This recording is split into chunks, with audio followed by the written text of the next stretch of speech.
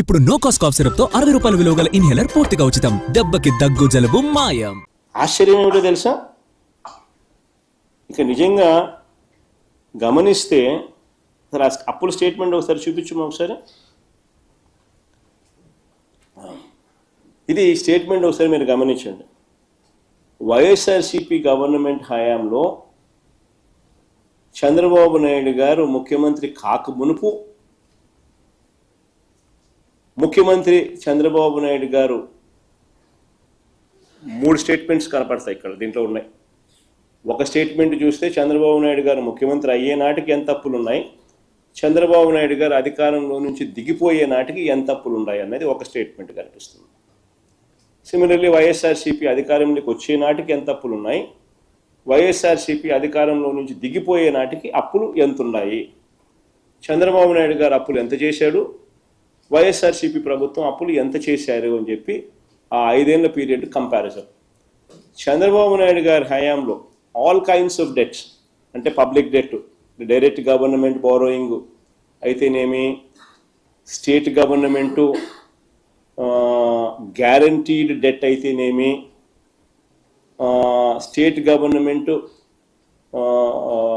Government debt and state government guaranteed debt అయితేనేమి, non guaranteed liability of state government, state public sectors undertakings కూడా కలుపుకుంటే కూడా చంద్రబాబు నాయుడు గారి ఎక్కే నాటికి 2,57,510 కోట్లు ఉంటే, చంద్రబాబు నాయుడు గారు దిగిపోయే నాటికి 3,90,247 కోట్లు, అంటే ఆయన 2,49,350 కోట్లు ఆయన అప్పు చేస్తే compounded annual growth rate 22.63, 22.63% compounded annual growth rate ఆయన అప్పు చేసినాడు.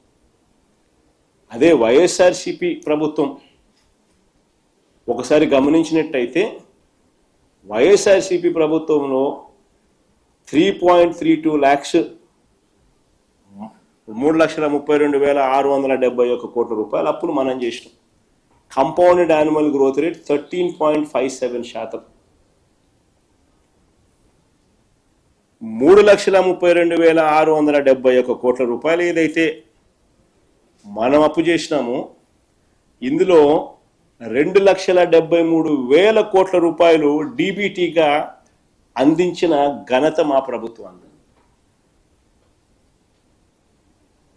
ఎవరికి ఇచ్చినాము అని చెప్పి పేరుతో సహా, ఆధార్ నెంబర్తో సహా, బ్యాంక్ అకౌంట్తో సహా డీటెయిల్స్ ఇవ్వగలుగుతాం.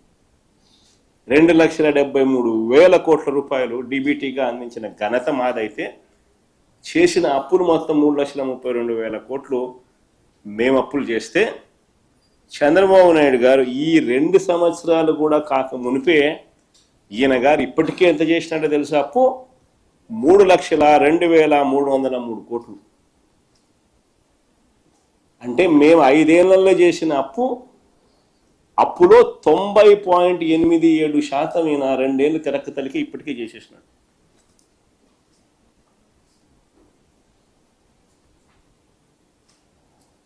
నిజంగా ఆశ్చర్యం కలిగించే విషయం.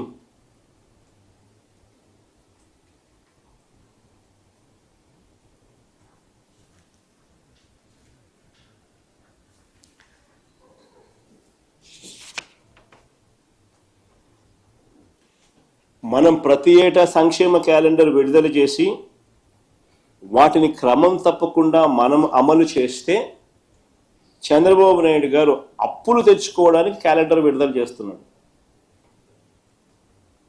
వచ్చే 3 నెలల కాలంలో మరో 11,000 కోట్లు ఆయన అప్పు చేయడానికి కోసం ఆర్బీఐకి ఇండెంట్ పెట్టినాడు. ఈ అప్పులు తేవడానికి కూడా ఒక పద్ధతి లేదు, ఒక పాడు లేదు. రాజ్యాంగాన్ని కూడా ఉల్లంఘిస్తా ఉన్నాడు.